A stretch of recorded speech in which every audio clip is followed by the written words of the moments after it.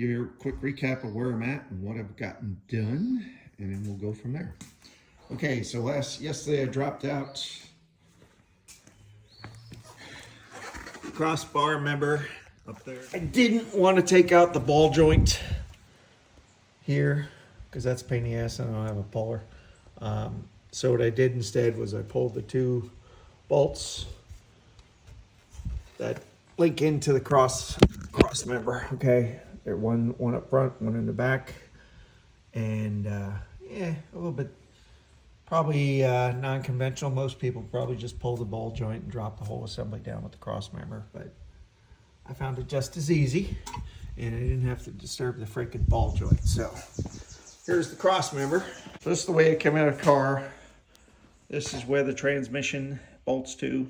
The bottom of the transmission, you got two bolts. Got one bolt up top on both sides, right by the shock strut or the spring. And then you got the tie rod assembly. I didn't disturb that. That stayed intact. You just take it off at the tie rods. And you got a couple bolts here. One here, one here, one here, one here, and the other one that goes through the rack and pinion. And that's it. So you got 1, 2, 3, 4, 5. This is where the knuckle goes for the steering assembly. Okay. And it all bolts up. And there was 2 bolts back here for the exhaust. It mounts here. Real simple, 2 nuts. Comes right off. Just hanging on the exhaust right now. And that was it. Pretty straightforward. A little awkward. I thought it'd be heavy. It wasn't too bad. I put my jack under it, lowered it down. Worked fine. It's gonna kind of be tough. Let's see, this is the other CV axle coming in here. Let's see if I can do this with the camera. Let's see. I think you can see it. What I did was I took the head of my ratchet right there, put it against the transmission and pushed on the orange part here. So I should pop it out. There's that snap ring talking about on the end there of the axle. It sits inside that. And you got to overcome that snap ring by just prying on it a little bit. Nothing crazy. Just got to put some leverage on it and it'll pop. Once it pops, it's going to come out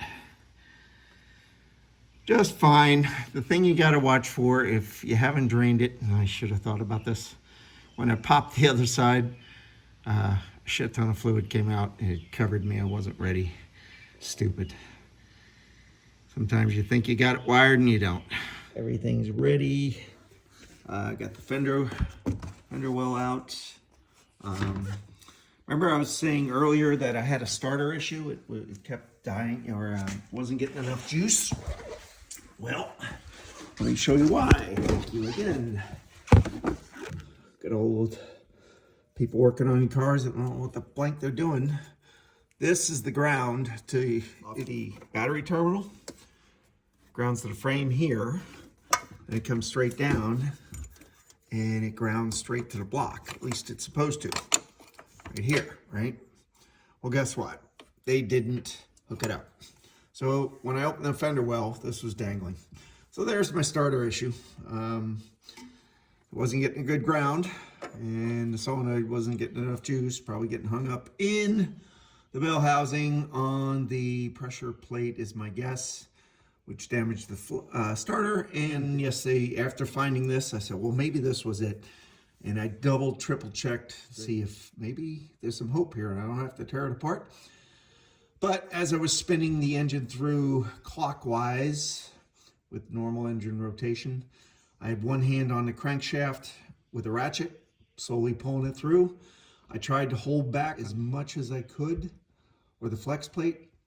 And as I was holding the flex plate, it started to go really smooth. And I was like, hey, maybe this is it.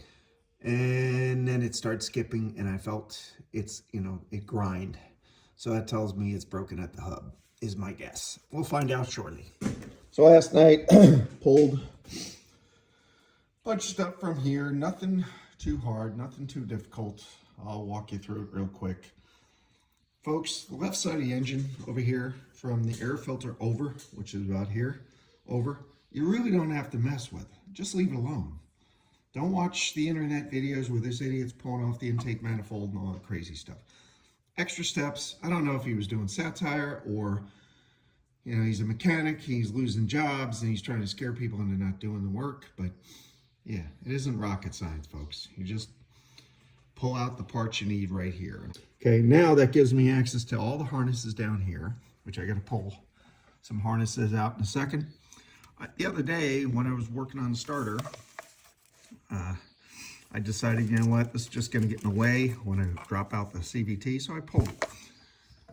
You could probably leave it in when you drop the CVT, but I've seen, just depends. If you don't have much clearance, and with that little housing in the starter sticking through the bell housing there, this right here, this assembly, if it sits inside the bell housing, it's just going to probably get in the way when the CVT comes down. So I would recommend to pull it.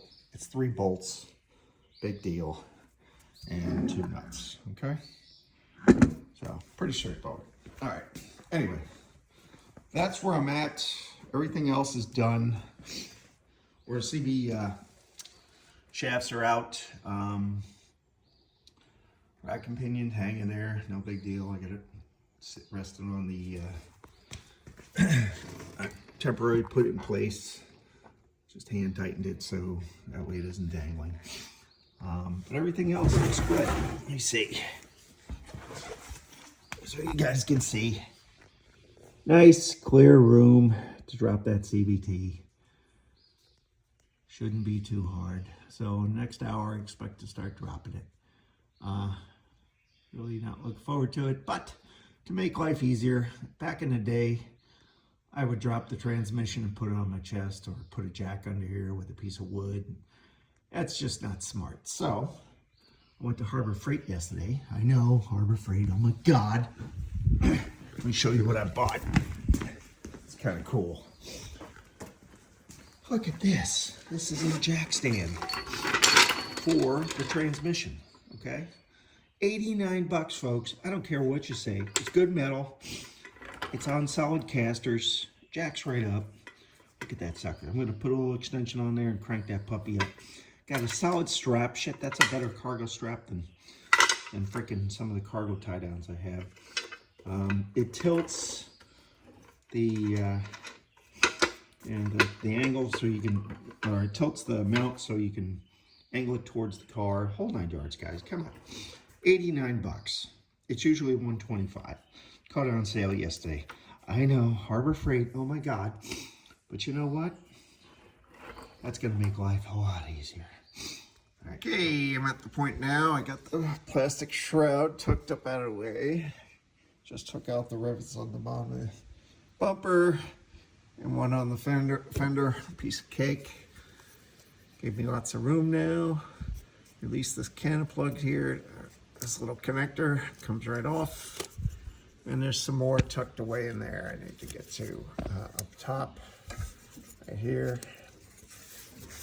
Okay, so that's what I'm gonna do. I'm just gonna go around disconnecting whatever's connected to the tranny. Okay, folks. Hi, Fernie. What you doing? Say, oh, hi. Say hi. Yeah, she's my little helper. She's a good girl. All right. So, driver's side. Looking at the CVT. Just point out some stuff real quick. Here's the filter for the CVT. Okay, hydraulic filter. It's pretty simple change. You pull this bolt here. This thing just kind of turns, unlocks from this point, turns this way, pop it out. Filter's about 25 bucks, somewhere in there with an O-ring, maybe 10 bucks, I don't know. Pull it out, check it. This CVT is, like I said, only a year old. Thank you, Nissan. So I'm not gonna pull that out. Since I'm here, I would do that, but normally, but I know it's probably just fine. So I just want to point out what I had to pull off yesterday. There's a cannon plug here, or I call it an electrical connector here, pops right off. And there's a big one that sits right here. Goes right on here, and if you could see it, it's a screw-on, okay? It's got threads, this weird thing, sits down in, and then you turn it until it locks in place. So just remember to pull that. I'm going to tuck it up out of the way. Okay, so here we go on top of the engine again. I'm going to start tearing this apart. Nothing too crazy here. So from what I can tell, I've got a harness here I need to take out, and some clips, simple clips to hold some wiring harnesses on. And I think after that, my friends, we are clear, except for I got to remove some the heater coil hose for the cooling hoses down here for the CVT, for the, looks like it goes to the radiator. So other than that, I think we're good. And the last thing I'll have to do is this mount. So I believe I got to figure this out, whether it's this bolt or these two. Maybe, I think this one just holds it in place. I don't know. I got to figure that out. So more to follow on that when we do that. But other than that, then I just got the bolts that go around to the bell housing.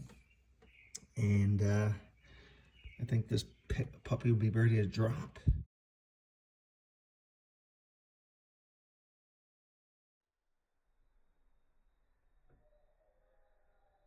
Okay guys, we're getting there.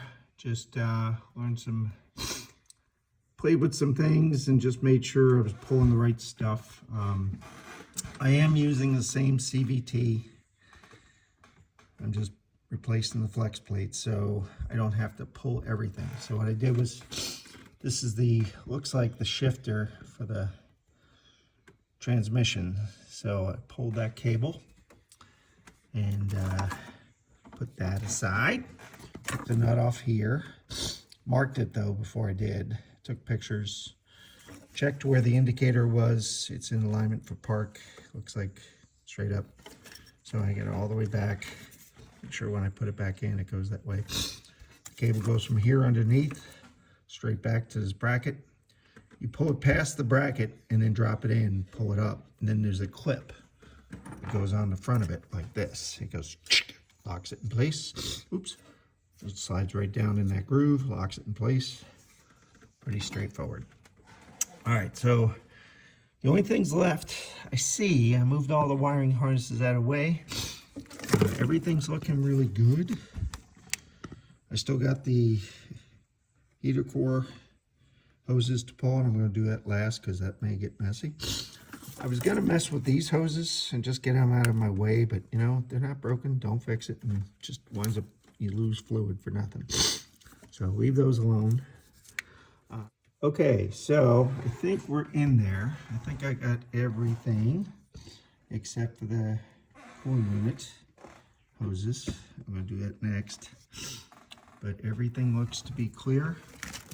I need to figure out this mount. How I'm going to do this mount. Get the tranny into here and start tearing it apart. Okay, doing one final sweep, make sure I didn't miss anything. Quick note, there's a little heat shield here right underneath the exhaust. It bolts to the engine block, and it also bolts to the CVT right there, okay? Right there. There should be a third bolt up here, but thanks Nissan, somebody forgot to put it in there. I'll see if I have one later, but they're up. Okay, down to the final step before dropping the CVT. Determine which lines are connected to the radiator. There's two I see immediately. I'm going to try to do this the neatest way possible. I'll take off the clamp here.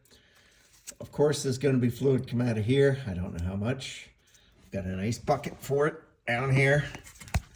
I'm not putting it in my oil. I hate it when I see people mix the two. Just put it in a separate bucket for antifreeze. So to stop the bleeding, because I don't want to lose all that good coolant, it's brand new coolant, I got a piece of Plex tubing about the same size. I put a screw in the end of it. So I pop the hose. I'm going to stuff that hole where the clamp is, the black rubber hose, with this, and hopefully that'll stop the bleeding. We'll see. Much to my chagrins, nothing really came out of that tube right there. Plugged my PVC pipe with my screw, and it worked perfectly. So that's a win. I'm going to tuck that up here, and we'll call that good. I'm going to try it again with this one right here, because it goes the other part right here. I may have more fluid on this one. It's a little bit bigger of a line. We shall try. We'll see what happens. Oh, okay, folks, I got lucky. I'm 2 for 2. Professional mechanics will probably say, well, yeah, you dumbass, there's no fluid in there. That's fine. I just know I've pulled hoses before in the past and had a shit ton of fluid come out thinking, the engine's static, it's not going to have any pressure. Yeah, well, nothing came out, a couple drips, but since it goes to the bottom of the radiator, I ain't effing around. I plugged it with my handy dandy Plex pipe tool, whatever that is. It worked well, so I'm happy. I'm gonna tuck them away for now, and I think we're gonna do a quick recap on which bolts we're pulling. Get the trolley in place for the tranny. Get this puppy pulled. Okay. Okay, I found one line coming off the heater cooler all the way up through to the engine block. That's got to come off because it's part of the CVT. So took the clamp off. It's right there. I don't know if there's fluid in it. Probably. Could be. If not. Okay, so line is off. Not much came out of the line, but it was definitely coming out of here. Oops, shit. Definitely coming out of the engine. So what I did was I built another little plug because the cork wouldn't quite fit in there the way I wanted it to. And stopped the leak for now. There's no pressure on it. All I'm trying to do is save the antifreeze. It's blue. It looks expensive. I don't know. Could be wrong. All right, so we're good there. Oops. The more I move the lines, the more it leaks. So maybe I'll put a piece of Teflon around that thing. All right. Okay, that one proved to be a little bit more challenging than I thought. But basically, the hose was empty or just had residual in it. The engine side had, if you squeeze the hose, poof, it would come out. If you pop the cap to the radiator, it would gush. So I took that same plug idea from the hoses, from PVC pipe or my Plex pipe, and I wrapped it with some Teflon and then stuffed it in the hole. And that seemed to do the trick. So we're gonna call that a win right now. Okay, so my Harbor Freight Pittsburgh trusty transmission jack is in place. I've got it strapped in, not crushing anything with the straps. Very careful to go around the lines. Didn't cinch it down really hard, just snug. Don't get crazy with it. All right, so started loosening the bolts. There's like 5 on the bottom here, pretty straightforward.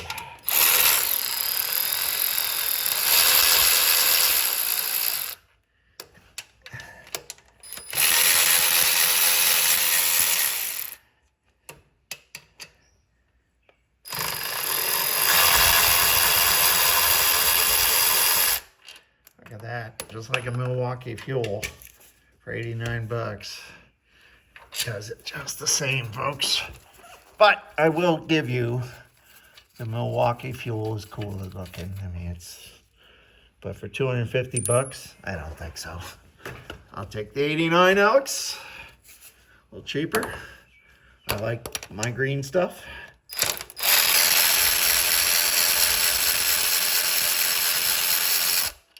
Look at that. All right. Another one. Let's see, there's one more up here. I'll start doing some up top. Hurry! Oh shit, man. Hard separation. I'll take it. Since the starter bolt's already out, it makes sense, I guess. Oh shit. Don't. I gotta jack it up a bit. Okay, looks good. Okay, guys, dropped the tranny out. Not too bad. The side mount really kicked my ass for a little bit. Right up there. Top mount rubber insulator that was wedged and didn't want to cooperate. Enough beating on it, shaking it, it finally popped. Slid the puppy out, and as I was separating it, I noticed bad news. I realized, all right, well, I knew I had a broken flex plate. Did some damage on the bell housing from spinning, so I think this engine's toast. It's just too much play here. It probably destroyed the main bearings and everything, so I'm not gonna put any more effort into it. Enough's enough. So, gonna put it back together, put the wheels on it, and push it out and call a salvage company, because I ain't putting a new motor in this bitch. Yeah, that's not good. Yeah, it's bad. We're done. So, sorry. It sucks. Out.